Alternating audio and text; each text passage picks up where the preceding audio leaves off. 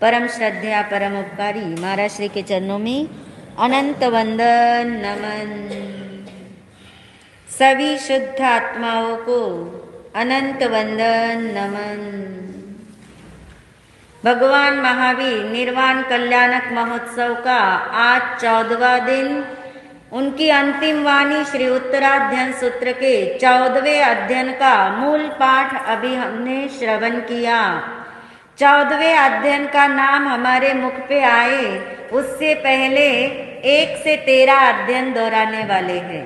पहला अध्ययन विनय श्रुत, दूसरा परिशः प्रविभक्ति, तीसरा चतुरंगीय, चौथा पांचवा अकामरण, छठा शुल्लक निर्ग्रहण, सातवां एलकम, आठवां कपिल, नौवा नमी पवज्जा और 10वां द्रुमपत्र, 11वां बहुश्रुत पूज्य, 12वां हरिकेशी और 13वां अध्ययन था चित्त संभूति।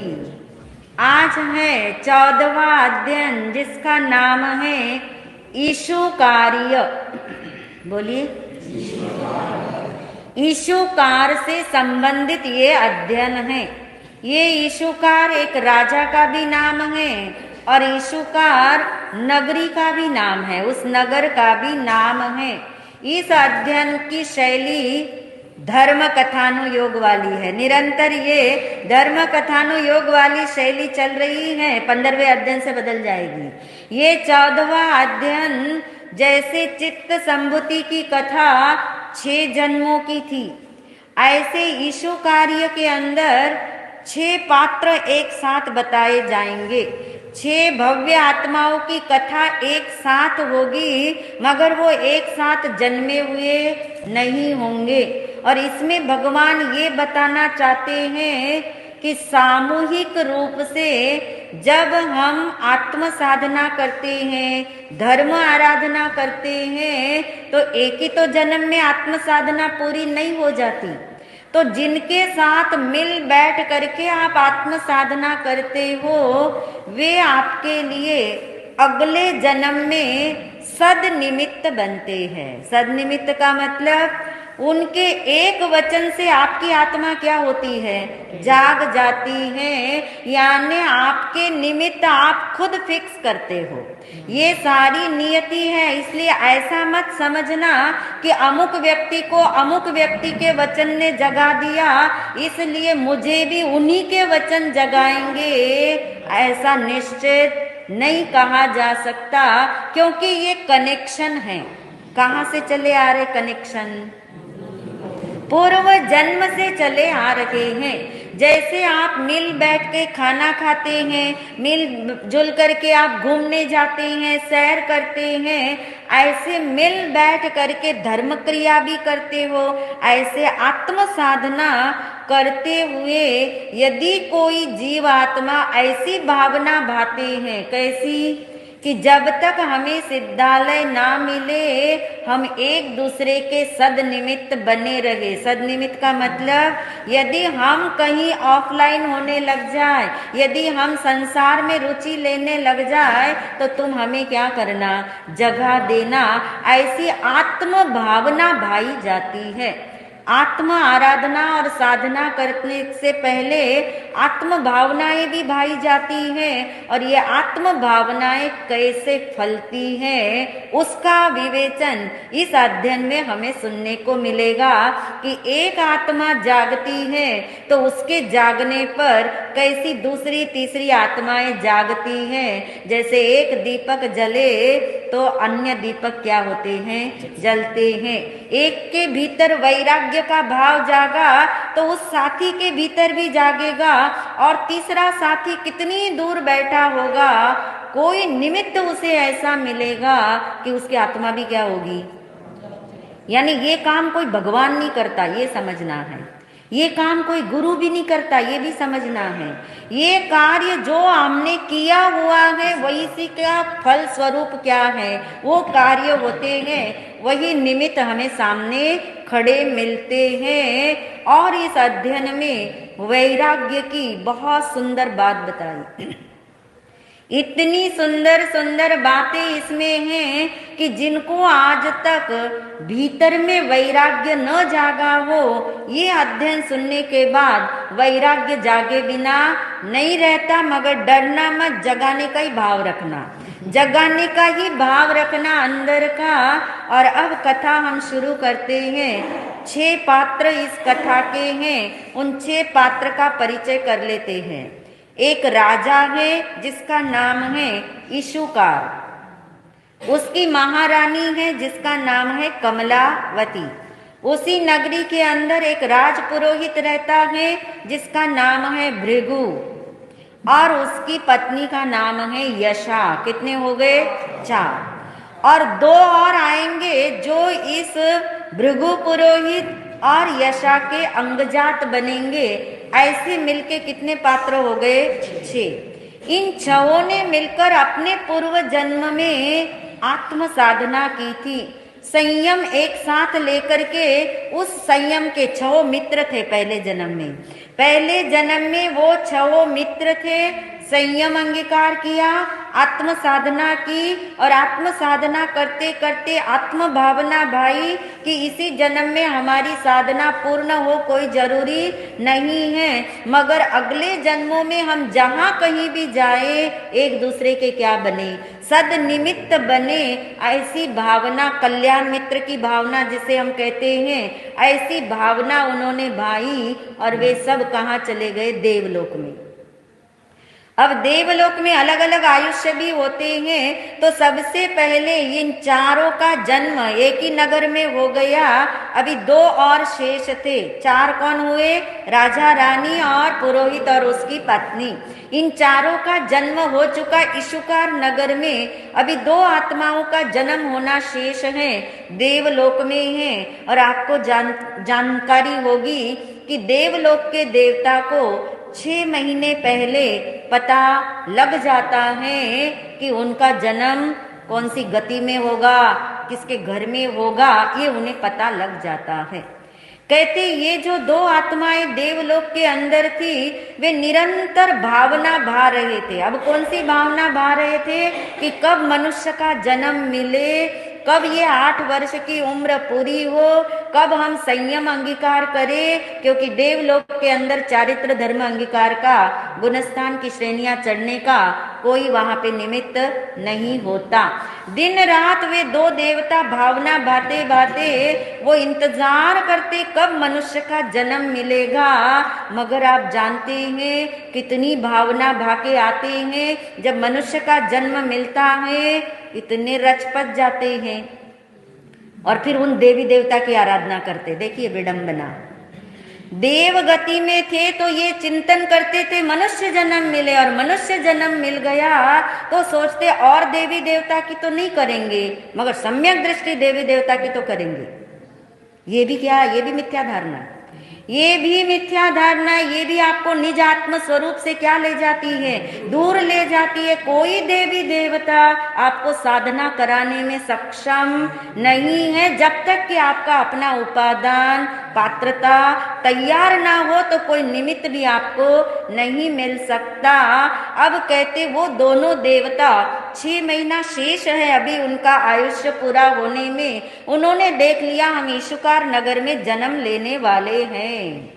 इधर देखिए जो भृगु पुरोहित है और यशा उसकी पत्नी है, वो ब्राह्मण जाति के हैं, और ब्राह्मणों के भीतर ये बहुत धारणा रहती है कि यदि हमारे संतान ना हो, यदि हमारे पुत्र ना हो, तो हमारी गति नहीं होती।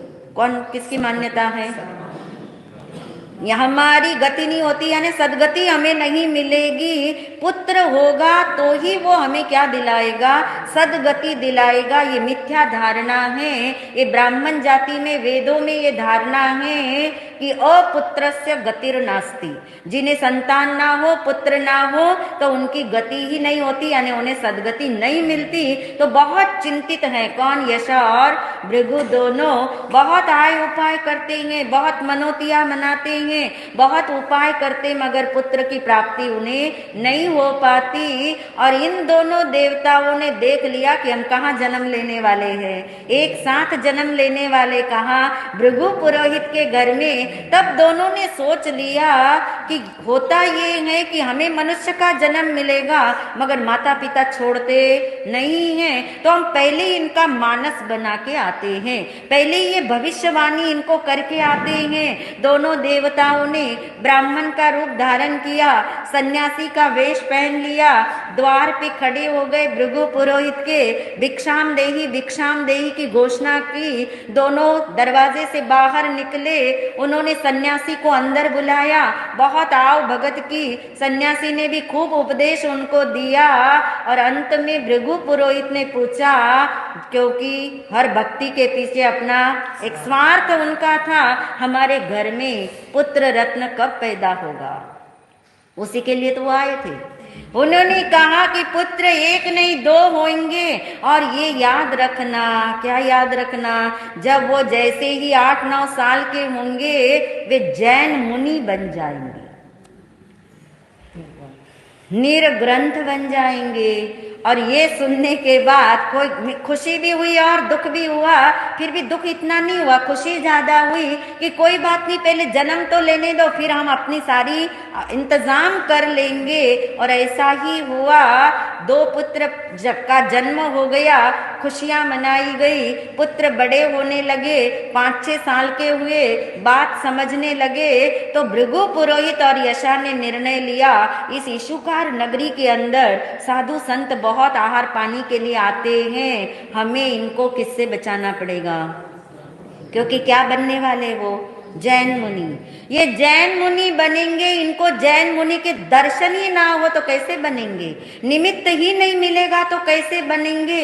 इसलिए कहते भृगु पुरोहित ने अपना इशुकार नगर भी छोड़ दिया, छोटे से गांव में बसेरा कर लिया, जहाँ कई साधु संतों का कभी कभार क्या होता है आवागमन होता था, और अपने बच्चों को सिखा दिया, संस्कार के रूप में पट्टी पढ़ा दी कि कभी तुम बाहर निकलो, खेलने जाओ, कोई सफेद वस्त्रधारी दिखे, हाथ में जिनके झोली होगी और कंधे पे जिनके डंडा होगा, वो बच्चों को पकड़ते हैं, झोली में भर देते हैं, डंडे से मारेंगे, तुम उनके नजदीक भी मत जाना, और उनको देख लो कदाचित तो वहां से क्या करना, भाग जाना, वो तुम्हें बुलाए तो भी तुम नहीं जाना। बच्चे तो बच्चे हैं, अब तो भावना क्या भाग्य है सब भूल जाते हैं ना, मनुष्य जन्म मिलते ही सब भूल जाते हैं, मगर उन्होंने ये जैसा संस्कार दिया गया वैसा ही मन में बिठा लिया, पक्का कर लिया।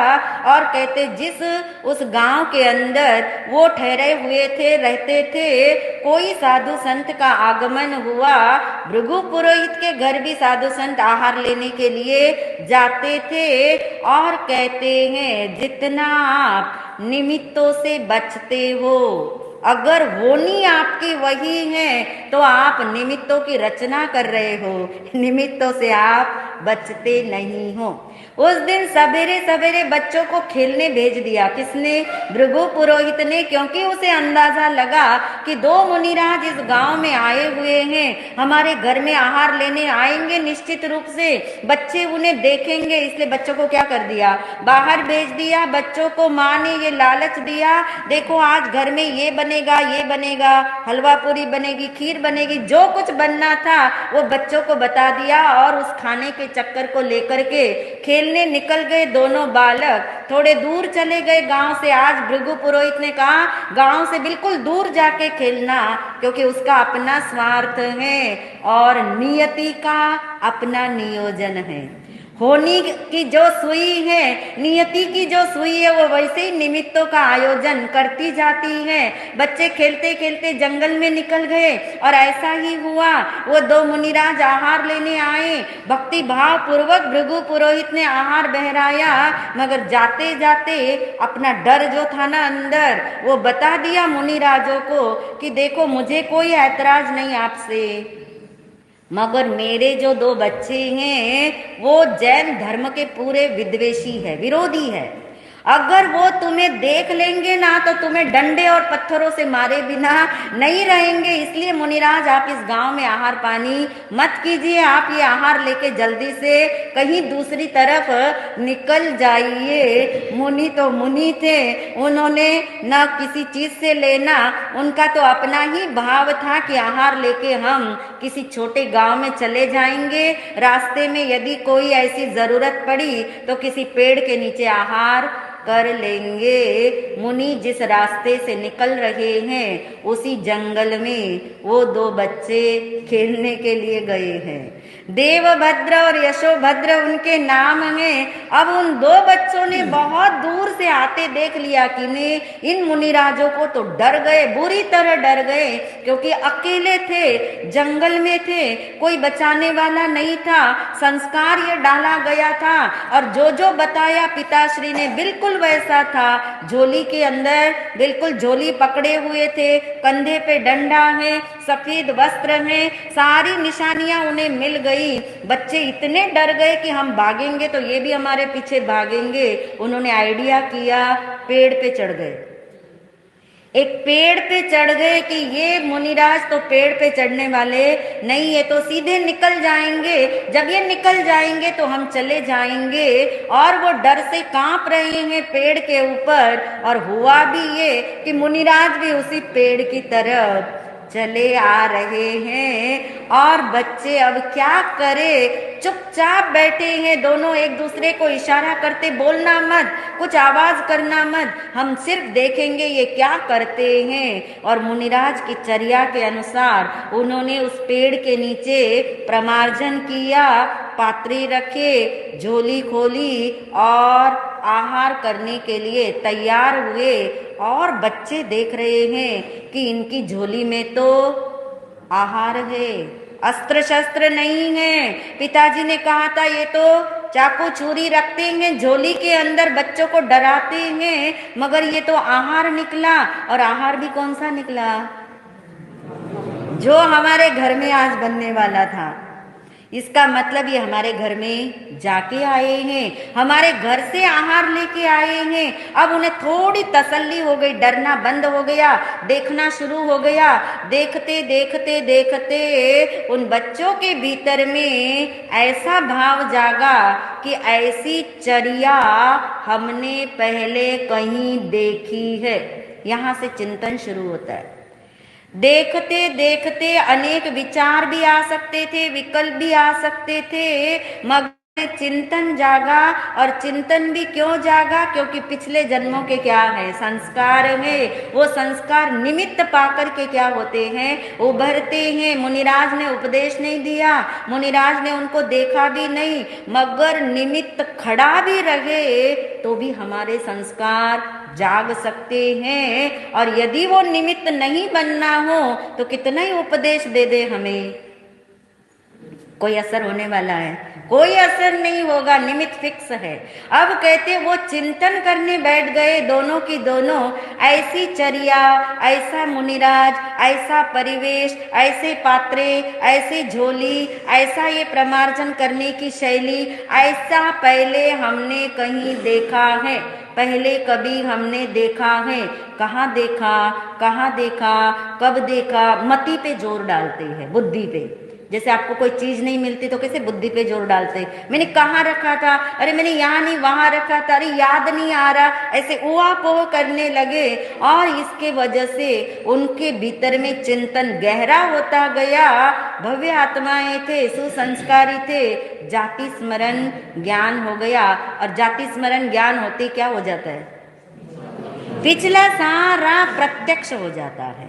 अरे पिछले बार हम कौन थे? मुनि थे, तभी तो ऐसी चर्याएं हमने करी हैं। देवलोक में कितनी भावनाएं भाई हैं। अरे हम ही तो वो थे, भृगु पुरोहित को सूचना देने आए थे, आदि आदि। और कहते उस जाति स्मरण ज्ञान के तले फिर से चिंतन करते करते आत्मा की तरफ आते हैं, नित्य स्वरूप की तरफ आते हैं, आत्मदृष्टि उनकी खुल जाती है। और दोनों की दोनों अब नीचे उतर आते हैं, मुनिराज के सामने प्रत्यक्ष होते हैं, वंदन करते हैं, उनके चरणों में अपनी भावना रखते हैं कि हम भी आपके संग चलेंगे, थोड़ी देर रुक लो, हम माता पिता से आज्ञा लेके आते हैं। और दोनों दौड़ के चले गए। माता पिता चिंतित थे, क्यों? लेट हो गया ना, देर हो गई तो कहीं बच्चों ने मुनिराजों को देख तो नहीं लिया, कहीं उनका प्रवचन तो नहीं सुनने लग गए। और दोनों जब दौड़ते आए, खुशी से दौड़ते आए, माता पिता को आके बोलते हैं कि आज हमने सत्य के दर्शन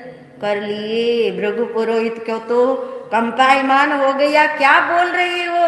उन्होंने कहा, हे माता पिता, हमने इस जीवन की अनित्यता को आज समझ लिया, क्षण भंगुरता को हमने समझ लिया। ये जो दिन रात व्यतीत हो रहे हैं ये लौट के आने वाले नहीं हैं। हमने ये जान लिया संसार में चारों तरफ आग लगी है।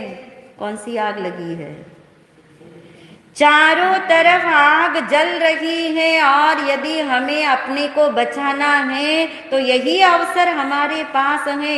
जन्म मरण की आग से बचने का ये निमित्त हमें मिल चुका है। आप शीघ्रता करें, हमें आज्ञा दे, हम मुनि बनेंगे, हम साधु बनेंगे।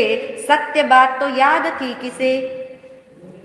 भृगु पुरोहित को याद थी कि मेरे जीवन में ये होने वाला है, कितना ही बचा लूं तो भी होने वाला है, कितनी विपरीत शिक्षाएं दी तो भी घटना घटने वाली है। फिर भी व्यक्ति का जब स्वार्थ सामने होता है तो जल्दी से किसी को जाने की आज्ञा नहीं देता। तर्क किए किसने? भृगु पुरोहित ने। उन्होंने कहा, हे बच्चों, तुम क्या जानते हो? हम ब्राह्मण जाति के हैं, तुम पहले वेदों को तो पढ़ो, देखो तो सही वेदों में क्या लिखा गया है। पहले वेदों को पढ़ लो, फिर तुम क्या हो जाना, जैन मुनि बन जाना। मगर उन बच्चों के पास तो सारे जवाब है। वे कहते हैं कि हमने वेदों को पढ़ लिया, तभी तो बता रहे, हमने वेदों के सार को जान लिया। ये वेद को पढ़ना ये तो क्षयोक्षम ज्ञान है, ये तो तरंग ज्ञान है, ये तो अभी हम याद करेंगे, अभी हम भूल जाएंगे। ये हमारे साथ जाने वाला ज्ञान नहीं है, आत्मज्ञान ही ज्ञान है, शेष सब अज्ञान है। हमें वेदों को पढ़ने की जरूरत नहीं है, क्योंकि जिसको पढ़ना चाहिए उसको हमने क्या कर लिया? पढ़ लिया। पहला तर्क फेल चला गया। दूसरी बार फिर से उसने क्या किया? भृगु पुरोहित ने फिर ट्राई किया कि हे बच्चों, तीर्थ यात्रा तो कर लो। अभी तक किसी तीर्थ की तुमने क्या नहीं की? यात्रा नहीं की। और बच्चे खुशी से झूमते हुए बताते हैं कि हे पिताश्री, हमें तीर्थ ही तो मिल गया। कौन सा तीर्थ मिल गया? जिससे तीरा जाता है उसका नाम क्या है? तीर्थ है। आज तक उस तीर्थ को जाना नहीं, वो स्वयं तीर्थ है। जिसके दर्शन हमने आज तक नहीं किए, जिसकी यात्रा हमने आज तक नहीं की, उसी निज शुद्ध आत्मा की ही क्या करने जा रहे? तीर्थ की यात्रा करने जा रहे हैं। अब तो अवाक हो गया, क्या बोले वो? फिर तीसरा तर्क उठाया, देखो ब्राह्मण कुल में जन्मे हो, ब्राह्मणों को दान दिए बिना, उनका आदर किए बिना तुम नहीं जान सकते। पहले उन्हें दान दक्षिणा दो, उनका आदर करो, उनकी सेवा पूजा करो। और बच्चे कहते हैं ब्राह्मण की क्या करेंगे, हमें तो कौन मिल गया? ब्रह्म मिल गया। हम तो वो ब्रह्म, कौन सा ब्रह्म है अंदर, जिसका कभी आज तक हमने आदर किया नहीं, सत्कार किया नहीं। हर तर्क भृगु पुरोहित का फेल जाता है। अंतिम तर्क फिर रखता है। अंतिम तर्क ये रखता है कि वेदों में लिखा है अपुत्रस्य गतिर नास्ति। पुत्र का होना बहुत जरूरी है बच्चों। इसके लिए तुम गृहस्थी बसाओ, यानी तुम क्या करो? शादी करो। क्योंकि शादी करोगे तो मेरा इतना जो धन है वो धन क्या रहेगा? संभला रहेगा। भृगु पुरोहित बहुत धनाढ्य था, बहुत धन था उसके पास। मेरे इस धन को कौन संभालेगा? ये धन तितर बितर हो जाएगा। इतनी मेहनत से मैंने संजोया है। मेरे धन की रक्षा करने के लिए पहले तुम क्या करो? मगर जिसके भीतर सच्चा वैराग्य जागा हो वो रुकने वाला नहीं है। उन्होंने कहा कि ये शादी तो हम जन्म जन्म से करते आए हैं, जन्म जन्म से अनेक पुत्रों को जन्म देते आए हैं, मगर ये शादी, ये पुत्र हमारा कल्याण करने वाले नहीं हैं। और जो तुम इसके पीछे सुख मानते हो, तो ये सारा सुख ऐसा है, खनमित्त सुखा बहुकाल दुखा, क्षण मात्र का सुख है और उसके बाद में क्या है, दुख ही खान है, दुख ही दुख है। ये स्वरूप हमें समझ आ गया, इसलिए ना हम शादी करेंगे, ना हम धन की रक्षा करेंगे, ना हम पुत्र या संतान की प्राप्ति के लिए रुकेंगे।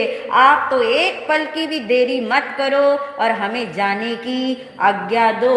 इतने इतने तर्कों के जवाब सुन करके भृगु पुरोहित के भीतर भी वैराग्य का दीपक जल गया, क्योंकि इसी निमित्त से इसी आत्मा ने क्या करना था, जागना था। जन्म जन्म से भावना भाते आए थे, हम संसार में फंस जाए तो हमें क्या कर देना, जगा देना। और जाग गई आत्मा किसकी, भृगु पुरोहित की। और उसने अपनी पत्नी को कहा, बच्चे जिस राह पे चलेंगे मैं भी उसी राह पे चलूंगा। और वो भी तो सुनी रही थी कब से, उसके अंदर भी वो वैराग्य का दीपक जग गया। उसने भी यही स्वर मुख से निकाला कि मैं इस पिंजरे में रह के क्या करूंगी, पंख के बिना मैं इस पिंजरे में रह के क्या करूंगी, मुझे तो ये संसार चाहिए ही नहीं। मैं भी जिस रास्ते तुम चलोगे उसी रास्ते मैं भी चलूंगी। कितनी आत्माएं प्रतिबुद्ध हो गई, 4। अब चारों को चलना है तो धन का क्या होगा, इतना धन है, इतना धन है। और जिस धन को कोई संभालने वाला नहीं हो, उस धन को राजकोष में भेजा जाता है। कहते इतनी बैलगाड़ियों का वो जमाना था, इतनी बैलगाड़ियां मंगानी पड़ी, इतना धन कि यहाँ से लेकर के जितना जितना वो धन भरा जा रहा है, लाइन लग गई गाड़ियों की और जा रही है गाड़ियां। और उस समय राजा इशुकार अपनी रानी कमलावती के साथ महल के झरोके में बैठे हुए नगर के चित्र देख रहे थे। और एक चित्र उन्हें ये दिखाई दिया कि इतना सारा खजाना भर भर के कहाँ आ रहा है, राजकोष की तरफ आ रहा है। और मौका देखा कमलावती महारानी ने, वो धर्मनिष्ठा थी, धर्म प्रिया थी। उसने सोचा ये अवसर है राजा को समझाने का, इसलिए उसने पूछा राजा से ये धन कहाँ जा रहा है। और राजा ने पता करके बताया, राज पुरोहित का पूरा परिवार दीक्षित हो रहा है और उनकी ये धन संपदा कहाँ पहुंच रही है, राजकोष में पहुंच रही है। राजा बड़ा प्रसन्नता से बता रहा है। और महारानी ने कहा कि कोई वमन करे और कोई क्या करे, ग्रहण करे। ये कैसी राजनीति है आपकी। किसी ने छोड़ा है तो क्यों छोड़ा, क्योंकि उसमें सुख नहीं है, उससे सुख मिलता नहीं है, वो आपकी रक्षा करता नहीं है। हे राजन सोचो, सव्वम जगम जयितुहम सव्वम वावि धनम भवे।